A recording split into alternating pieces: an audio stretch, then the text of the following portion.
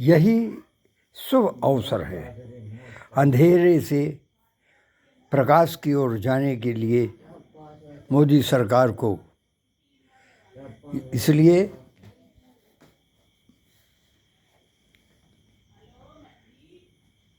संभल के चले। यदि कर्मचारी वर्ग को मोदी जी ने अपने पक्ष में ले लिया तो एक आने वाले समय 2024 में विचित्र परिणाम हो सकते हैं,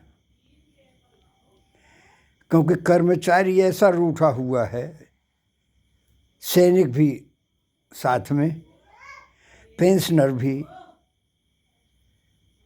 बुजुर्ग, सीनियर सिटीजन्स आदि।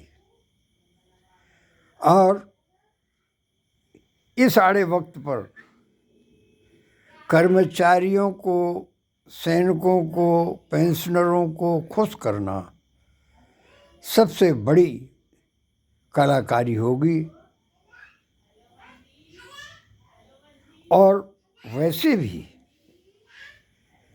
कभी भी अपने कर्मचारियों का पैसा हड़पना नहीं चाहिए और न ही उनके हक में मिलने वाला उसको अनाधिकृत चेष्टा करके और उसे गोलमाल किया जाए। यह कर सर्वदा उचित नहीं है। इससे बड़ी कोई गलत बात नहीं। इस संसार में जितने भी अभी तक सरकारें चली, कभी किसी ने इस तरह से और नहीं किया है, न ही कभी कर्मचारियों का कोई पैसा हड़पने की कोशिश किया है।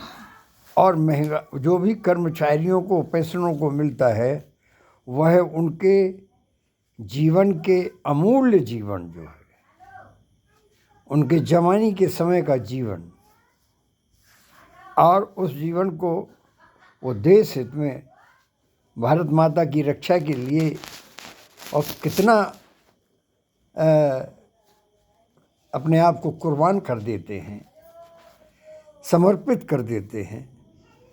उसी के ना एवज में आज उन्हें पेंशन, डिसेबिलिटी पेंशन आदि का जो है वो प्रावधान रखा गया है। वहाँ क्यों नियत जाए उनको हड़पने की या उनकी कटौती करने की, कि उनको कम दिया जाए, उनको पेंशन की गारंटी न हो। क्यों ओल्ड पेंशन न स्कीम लागू हो? काहे के लिए आपको नेता बनाया गया है कि आपको जो हमें मिल रहा है उसको भी आप छीन लो? बल्कि इसके लिए आपको नेता बनाया गया है कि आप हमें जो दे रहे हैं वो तो देवे ही करेंगे, जो पहले से ही चला रहा है, जो नहीं मिल रहा है वो और देने का प्रयास करें, ताकि आपके कार्यकाल में और सबका स्तर ऊंचा उठे। ये नहीं किसी को गिराना, किसी को उठाना। गिराना है तो उनको गिराओ जो बहुत ज़्यादा आसमान पर हैं। कर्मचारी कितना बढ़ गया है। कई लोग जो कर्मचारी नहीं हैं या भूतपूर्व नहीं हैं, पेंशनर नहीं हैं, उनके मन में ये बात ज़रूर आती होगी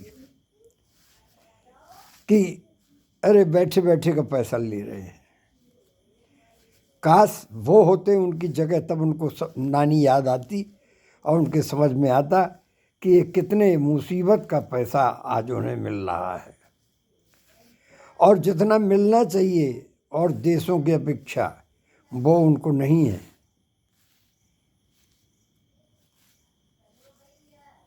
तो ये सब चीज़ों को गहराई समझते हुए, वैसे जिसको जैसा करना है, जितना छीनना है छीन लो, और जितना और देना है वो अधिक से अधिक दे करके अपने अच्छे इतिहास बनाएं, ताकि आदमी आपको कोई गाली न दे, बल्कि आपको सम्मान की दृष्टि से देखे कि आपने कर्मचारी जगत का जो रीढ़ है आपकी, कर्मचारी नहीं है तो आप कुछ भी नहीं है।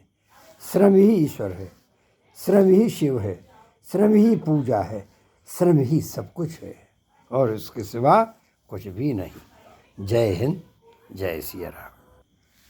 और आरबीआई के चक्कर में नहीं पड़ना है।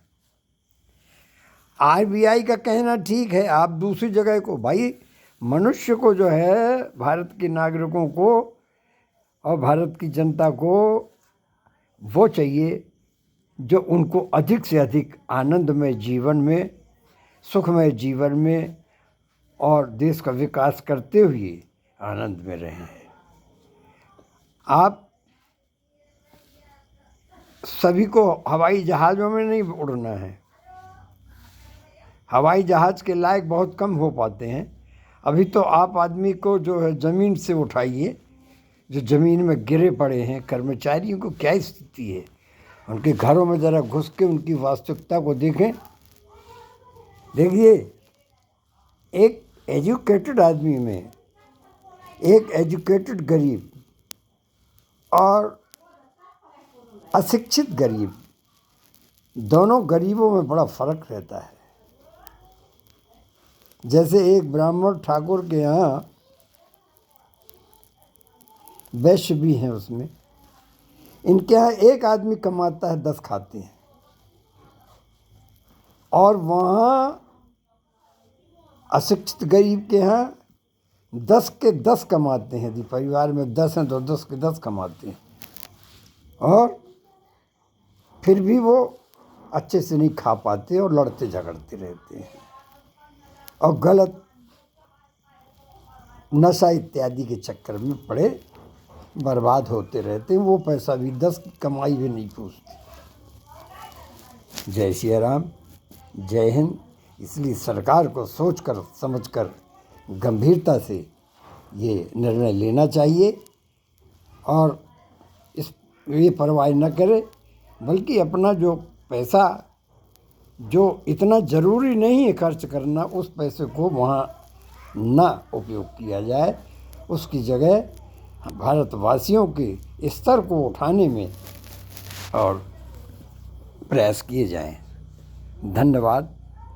कुछ गलती हो तो क्षमा करेंगे और नहीं तो गलती नहीं है तो खासकर सरकार के जो चहेते हैं, मोदी जी के चहेते हैं, वे स्वयं थोड़ा सा आँख खोल करके और कान खोल करके और अपने मुंह को भी खोलें और उन्हें इशारा करें। और यदि इतना डर है तो आपकी कोई मतलब ही नहीं।